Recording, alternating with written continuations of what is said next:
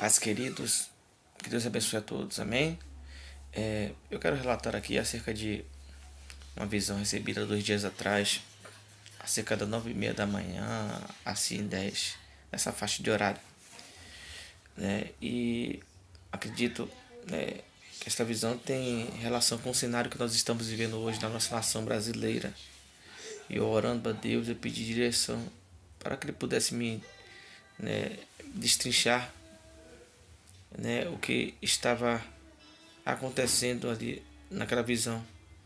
Literalmente, ela foi muito dura, né, porque tratava-se de família lá.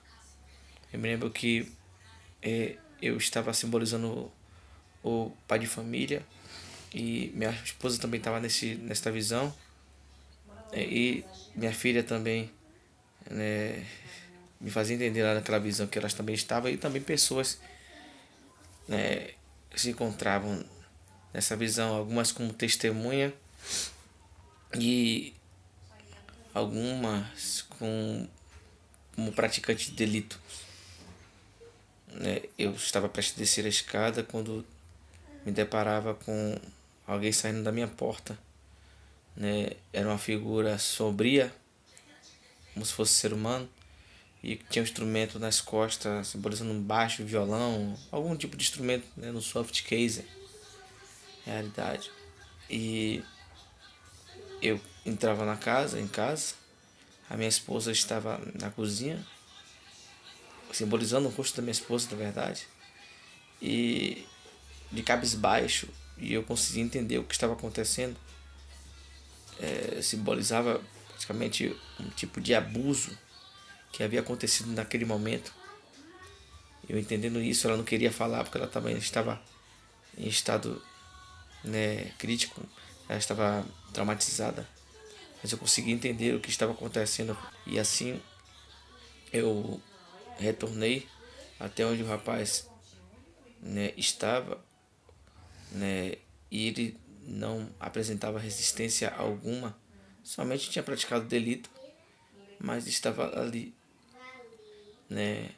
E eu, simbolizando a minha face, né, eu repreendia ele, e de forma que ele ficava abaixado, eu pegava um instrumento, né, é, mortífero, né, uma faca, arma branca, e naquele momento eu pegava aquela faca e colocava assim na saboneteira, como dizem, né, aqui na região do pescoço, e não entrava todo, só entrava só na parte da superfície, né, da região daqui do pescoço.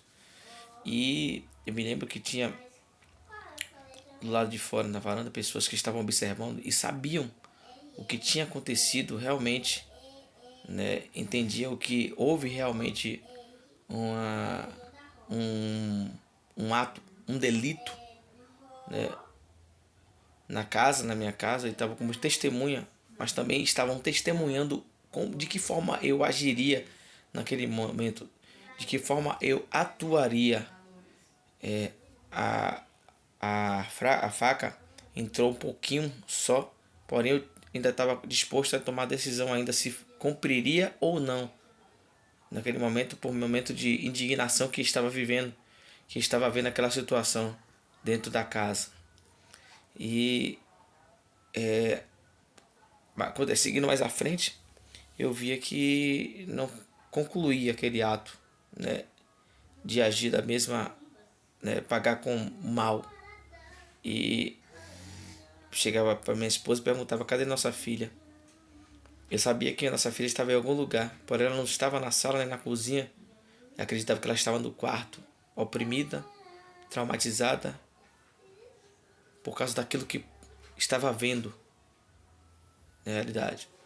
Nós somos uma família cristã, e automaticamente isso virou, né, naquela visão, algo totalmente, né, como é que eu posso dizer, angustiante, certo? E aí eu perguntando ao Senhor o que seria isso, o que significaria isso. E aí eu me lembro, eu como pai de família, os pilares, né? Pai, mãe, filha, casa, lar. E esse rapaz, ele tinha um instrumento nas costas, como um instrumento que, né, geralmente toca o quê? Música, né? E pedindo mais orientação, música, lembra o quê? Cultura. E lembrando cultura, ou seja, quando falamos de cultura, né, falamos de costumes, né? E o que aquele rapaz carregava na vida dele era algo, costume ruim, costume malignos, que entrava em uma casa, em uma família. Então o que está acontecendo, né? Certo, costumes malignos, ou melhor dizendo, cultura, né? Sons, N coisas que representam a malignidade estão de alguma forma tentando adentrar na nossa família brasileira, nas nossas casas, né? Para mexer com pai, mãe e filhos, né? De alguma forma tentando se introduzir abusadamente, né? Com força, com violência. A malignidade tem lutado para tomar parte do nosso Brasil.